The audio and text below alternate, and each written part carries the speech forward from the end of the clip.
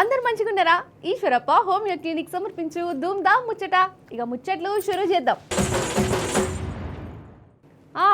మహిళా bill delimitation మీద మన పార్లమెంట్లో ఒక చర్చ నడిచిందా నోళ్ళ అధికారం ప్రతిపక్ష లీడర్ల నడుమ మాటల తూటాలే వేరినాయి. ఎవరికి దోచింది వాళ్ళు మాట్లాడుకుంటూ పోయారు. గట్లెట్లా అని ప్రతిపక్ష పోళ్ళు అంటే గట్లెందుకు కావద్దని వీళ్ళు. మరి లాస్ట్కి ఏమైంది? ఓటింగ్ సంగతి ఏంది? అరుచుకుందాం రారి. ఇంకేమైంది? లోక్సభలో మహిళా బిల్లు ఓడిపోయింది. మెజారిటీ రాలే. మహిళా బిల్లును గెలిపించుట్లా మోడీ సర్కారు విఫలమైంది. మొత్తం 528 ఓట్లు పోలైతే బిల్లు కావాలని 298 ఓట్లు పడ్డాయి. బిల్లు వద్దని 230 ఓట్లు వచ్చినాయి. బిల్లు పాసు కావడానికి రావాల్సిన ఓట్లు రాలే. అసలైతే 352 ఓట్లు రావాలి. ఇక గిన్ని గణం రాలేదు కాబట్టి ఇక బిల్లు వీగిపోయిందని స్పీకర్ సార్ చెప్పిండు. భారత్ के संविधान का और संशोधन करने वाले विधेयक पर विचार किए जाए. शुद्धि के अद्यतन मत विभाजन इस प्रकार है. हाँ 298 298, ना 230 230. प्रस्ताव संविधान के अनुच्छेद 368 के उपबंधों के अनुसार सभा की कुल सदस्य संख्या के बहुमत द्वारा तथा सभा के उपस्थित और मत देने वाले सदस्यों के कम से कम 2/3 बहुमत द्वारा पारित नहीं हुआ. अब इस संविधान संशोधन पर विधेयक पर आगे की कार्रवाई करना సంభవ్ नहीं है. ఇక చట్ట సవరణ బిల్లు విగిపోయింది కాబట్టి కడమ 2 బిల్లులను కూడా కేంద్రం వెనక్కు తీసుకున్నది. అంటే నియోజకవర్గాల పెంపు ఉండదన్నట్టు. రాజ్యాంగ సవరణ మీద మోడీ సర్కార్కు ఇది పెద్ద ఎదురు దెబ్బని. ఇక బిల్లు ఫెయిల్ అవడంతోనే కేంద్రం సర్కారోళ్ళు ఇదంతా ప్రతిపక్షోళ్ళ కుట్ర, ఆడోళ్ల మీద ప్రతిపక్షపోలకు జరనంతనన్న పాయనం లేదు, వాళ్ళకు మంచి చేయాలని అసలే లేదని చెప్పుకొచ్చింది. Amendment bill, we have two other bills, namely the Union Territories Laws Amendment Bill 26 and the Delimitation Bill 2026, which are intrinsically interrelated with the Constitution 131st bill. So it cannot be viewed from the isolation. स्थिति से माननीय सभापति महोदय, जो नतीजा आया है, ये इतना ऐतिहासिक और महत्वपूर्ण बिल पर देश का महिलाओं को अब सम्मान अधिकार देने का जो बिल है उसको विपक्ष ने साथ नहीं दिया. बहुत खेद की बात है. और इस ऐतिहासिक पल को आप अपना एक मौका था आपने गंवाया है. ఇక ప్రతిపక్షమేమో ఇది రాజ్యాంగాన్ని మార్చే కుట్రను తిప్పికొట్టినాం, మాకు మహిళలంటే అభిమానం, 2023 నాటి మహిళా బిల్లుగా కానూన్నే అమలు చేయాలి అని చెప్పినాం. ఈ బిల్లును డీలిమిటేషన్ తోని కల్పద్దు అని మొదటి సంధి అంటనే ఉన్నాం. అయినా మోదీ సర్కారు కుట్రేషన్ తోని ఇన్లే ఇప్పుడు దెబ్బ పడ్డదని చెప్పుకొచ్చింది. ఇక ఓటింగ్ కంటే ముందు పార్లమెంట్లో మస్తు చర్చలు నడిచినాయి. ఈ బిల్లు ఎందుకు కావాలనో అధికార పచ్చపోళ్ళు చెప్తే దీని వెనక ఎంత కుట్రున్నదో ప్రతిపక్షపోళ్ళు వాళ్ళకు దోషిన తీరులో వాళ్ళు చెప్పారు. Is that this is not a women's bill. This is nothing to do with the empowerment of women. There is a women's bill. It was passed in 2023 in this house itself, and my friends and teachers in the BJP said that it will be implemented in 10 years' time. That is the women's bill. This is an attempt to change the electoral map of India, using and hiding behind India's women. And actually it is a shameful act, because instead of giving them women's reservation, which is very easy to do and every single opposition person will support it right now, bring that old bill back right now, and we will help you pass it for implementation from this second. Now, లాస్ట్కు Amit Shah sir గట్టిగా మాట్లాడినా ఎంపీలందరూ మనసు ఎట్లా చెప్తే గట్లా ఓట్లు వేయరని Modi sir tweet చేసిన రాజ్యాంగ సవరణ బిల్లు వీగిపోయింది. అసలు మన తెలంగాణ అంటే ఈ షెయిపాటోలకు ఎందుకింత కళ్ళమంట, ఎందుకింత కడుపుమంట? గా కర్ణాటక రాష్ట్ర ఎంపీ తేజస్వి సూర్య మన తెలంగాణ ఉద్యమం మీద మన రాష్ట్రం మీద ఎట్లా ఇసంగాకిండో మీ అందరికీ ఎరికే కదా. ఇంటుంటేనే మనకు మస్తు కోపం వచ్చింది. కానీ ఆడనే ఉన్న పువ్వు పార్టీ ఎంపీలకు మాత్రం శీవ ఊటినట్టు కూడా లేకపా. గదే మస్తు బాధ అవుతున్నది. ఇక ఇది చాలదని దిక్మాల మాటలు మాట్లాడిన ఈ తేజస్వి సూర్యానే ఇంకా వెనకేసుకొస్తున్నారు మన ఎంపీలు. ఏమనాలి ఈ సంటోలను? If you remember the way the Congress party, the UPA, divided the two undivided Andhra Pradesh into AP and Telangana, it was done the partition of AP and Telangana was done in a worse fashion than the British did the partition of India and Pakistan. This is the kind of legacy they have, Adhyaksha. గీ సప్పు మాటలే కదా మన తెలంగాణ ఉద్యమాన్ని మన రాష్ట్రాన్ని ఎక్కిరించింది. ఈ మహానుభావుడు ఇట్లా ఇసంగాకుతుంటే మన తెలంగాణ ఎంపీలు పార్లమెంట్లోనే ఉన్నారు. మరి గట్లా మాట్లాడుతుంటే ఏం చేయలే?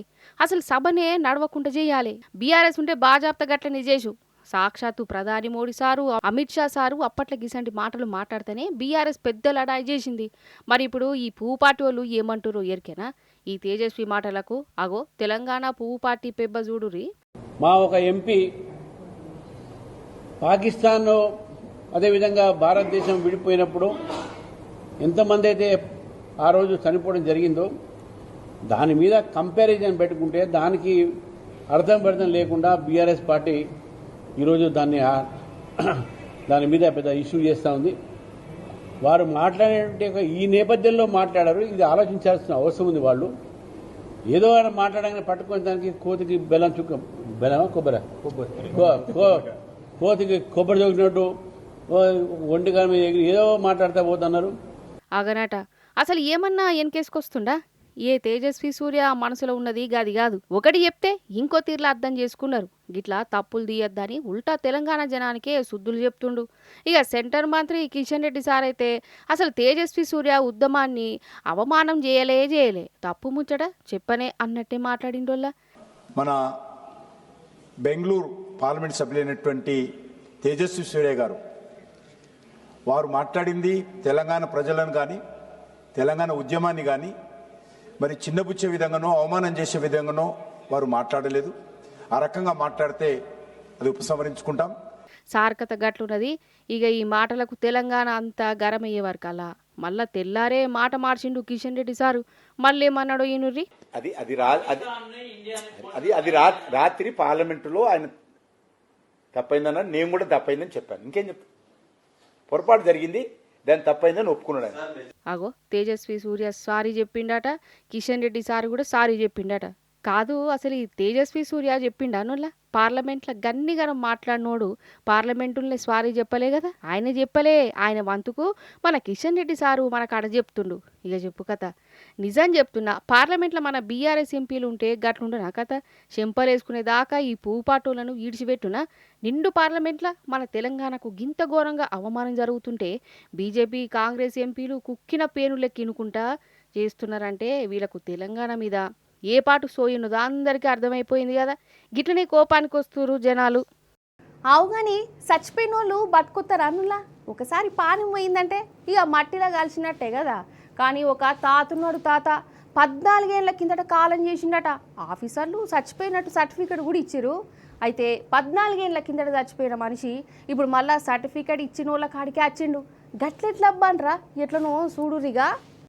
గిదే ఉత్తరప్రదేశ్ లో ఉన్న జిల్లా మెజిస్ట్రేట్ ఆఫీసులో చూడుర్రి శవం లెక్కనే ఉన్నది కదా. మీద దండ కూడా వేసిర్రు. నిజమే, శవమే. ఈ మనిషి చచ్చిపోయి 14 ఏళ్ళైతుంది. కానీ శవం మాత్రము ఇప్పుడే ఫ్రెష్ గా ఆఫీసులోకి వచ్చింది. అగో ఈ శవం చేతుల ఆయమో కాగితం ఉన్నది కదా. అగో లేచి కూస్తున్నాడు.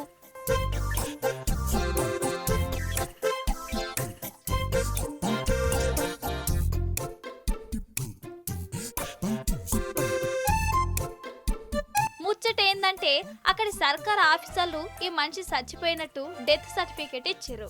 చచ్చిపోయిన మనిషికి భూమి ఎందుకని ఈయన భూమిని ఇంకొకరి పేరు మీదకి మార్చిరట. కథ సాలగుండా నేను ఇంకా బతికే ఉంటే నన్ను ఈ ఆఫీసర్లు చంపుడైంది, సచ్చినట్టు సర్టిఫికెట్ ఇచ్చుడేంది, నా భూమిని ఏరేటోళ్ళ పేరు మీద మార్చుడేంది అని గావరేండు. నేను బతికే ఉన్నా అని ఆఫీసర్ల చుట్టూ తిరిగిండోల్లా, అయినా ఎవ్వరిదే ఎక్కలే. నువ్వు చచ్చిపోయినావంటే చచ్చిపోయినావు, కాగితంలా ఏం రాసుంటే గద అన్నట్టే మాట్లాడిరట. అందుకే ఈ తాత ఆఫీసర్లు ఇచ్చిన కాగితం పట్టుకొని డెత్ సర్టిఫికేట్ ఇచ్చిన ఆఫీస్కే పోయి శవం లెక్క వండుకొని నిరసన చేసిండు. అదన్నట్టు ముచ్చట.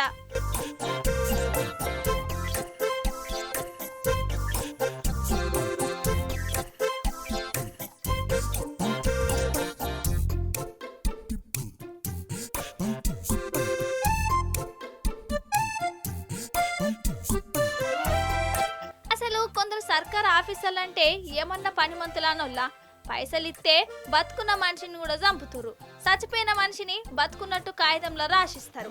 మహా గొప్పోళ్ళు పటు.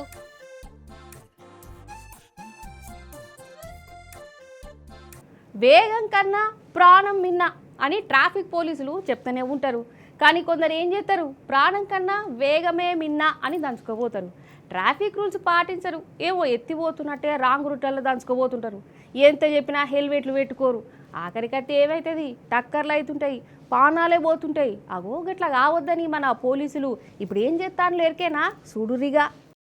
అరే నాయనా, రోడ్ల మీద మంచిగా పోరి, హెల్మెట్లు పెట్టుకోరి, టక్కర్లు చేయకురి, లేకుంటే నేనే మిమ్మలను దోల్కపోతా అని సాక్షాత్తు ఆ యమధర్మరాజును చిత్రగుప్తుడు యమదూతలు భూలోకానికి వచ్చి మరీ చెప్తుర్రోలా. గా మంచిర్యాల జిల్లా మందమరిలా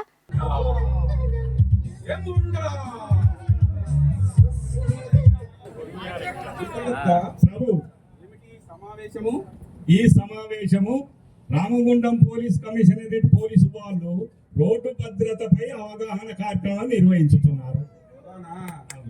అది వీరు పోలీసు వారి అవగాహన కార్యక్రమం చేపడుతుంటే మన పని సులువు అవుతుందేమో. ఎక్కడ సులువు అవుతుంది ప్రభు, వాళ్ళు ఇన్ని అవగాహన కార్యక్రమాలు నిర్వహిస్తున్నాను, వాహనదారుల నిర్లక్ష్యంతో ఇంకా ప్రమాదాలకు గురవుతూనే ఉన్నారు. అంటే ట్రాఫిక్ రూళ్ళ మీద కార్యక్రమాలు నడుస్తాయి. ఇక దినం రోడ్ల మీద ఎన్ని టక్కర్లు అవుతున్నాయి, ఎన్ని పానాలు పోతున్నాయి చూస్తూనే ఉన్నాం కదా. అగో గట్ల కావద్దని పోలీసులు జనాలకు సోయి తెచ్చేటందుకు ఉపాయం చేసిరు. ఇక ఖమ్మం జిల్లాలోనేమో పోలీసులు రోడ్ల మీదకి వచ్చి జనాలకు ట్రాఫిక్ రూళ్ళ గురించి చెప్తుంటే అప్పుడే గీ అన్న సకుటుంబ సపరివార సమేతంగా బండి మీద తిరుగుతుండు రోడ్డు మీద. అగో చూడు, ఒక హెల్మెట్ లేదు, పోరగాండ్లు కూర్చునే తందుకు జాగలేదు, ఒక పిల్లగాడేమో బండి నడుపుతుంటే నిలబడ్డాడు. ఇక చూడు మనోళ్ళకు పోకటి ఎట్లున్నదో. ఓ దిక్కు ట్రాఫిక్ పాఠాలు నడుపుతాంటనే ఇంకో దిక్కు గీసంటి ప్రయాణాలు కూడా నడుపుతాని. ఇగో పోలీసులు జర క్లాస్ ఇచ్చి ఆడికెళ్ళి సాగదోలిరు. ఇక ఇటు చూడురి, నెత్తికి హెల్మెట్ పెట్టుకోకుండా బండి నడిపేటోళ్ళను సీటు బెల్ట్ పెట్టుకునేటోళ్ళను ఆపి వాళ్ళ చేతుల గులాబీ పూలు పెట్టి ట్రాఫిక్ పాఠాలు చెప్పిర్రోలా. అగర్సే టక్కర్లు అయినప్పుడు ఏం చేయాలి, మనిషి సోయ లేకుంటే పండుకుంటే అంబులెన్స్ వచ్చేదాకా ఎట్లా కాపాడాలి, ఇవన్నీ నేర్పిర్రు.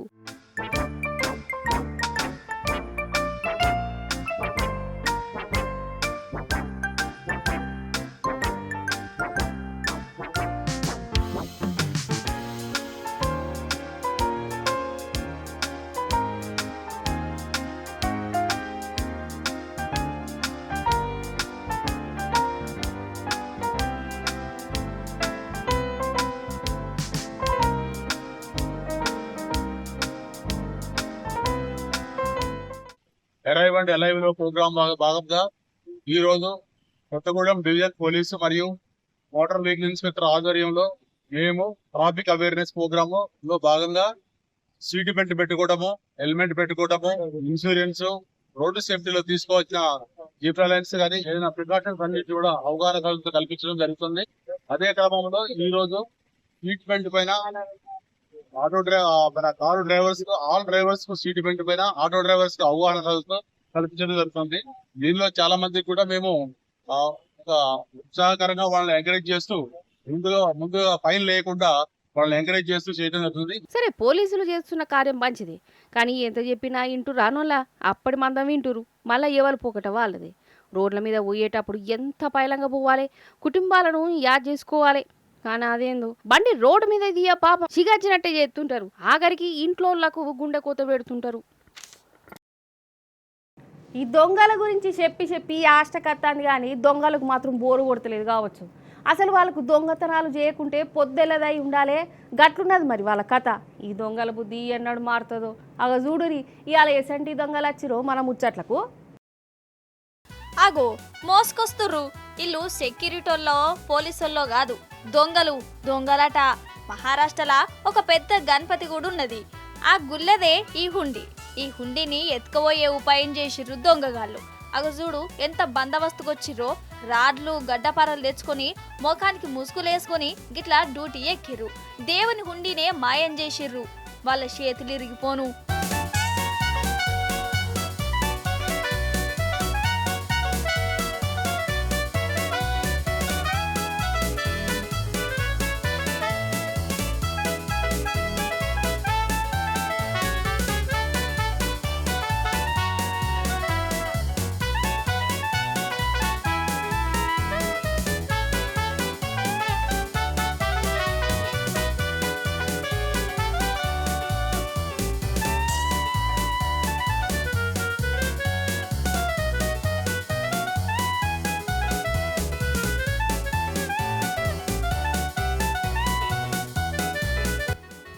మహారాష్ట్ర దొంగలు గట్ల చేసిర్రా.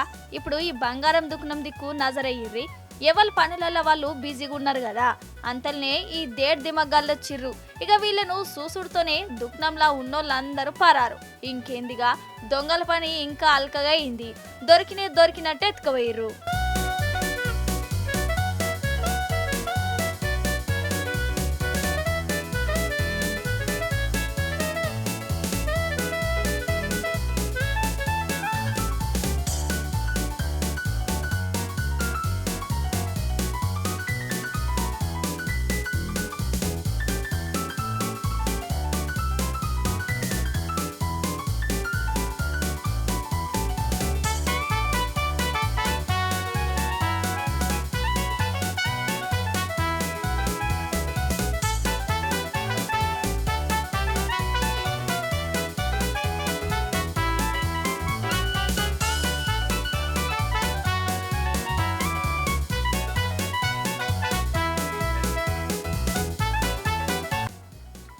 గిటు చూడురల్లా ఓ దిక్కు దొంగలు గిట్లా దోసుకోబోతుంటే ఇంకో దిక్కు ఈ దుకాణానికి కావాలిగా సెక్యూరిటీ ఏమో మూలకు కూసున్నాడు.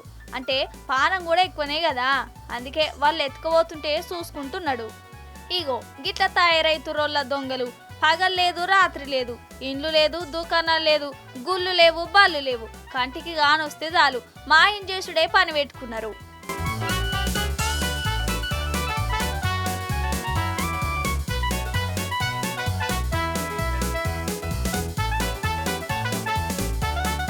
చూసిరు కదా, గిదిగి వాళ్ళ ముచ్చట్లు. మళ్ళీ వచ్చే పారి మంచి మంచి ముచ్చట్లను పట్టుకనత్తా. ఇంత మరి.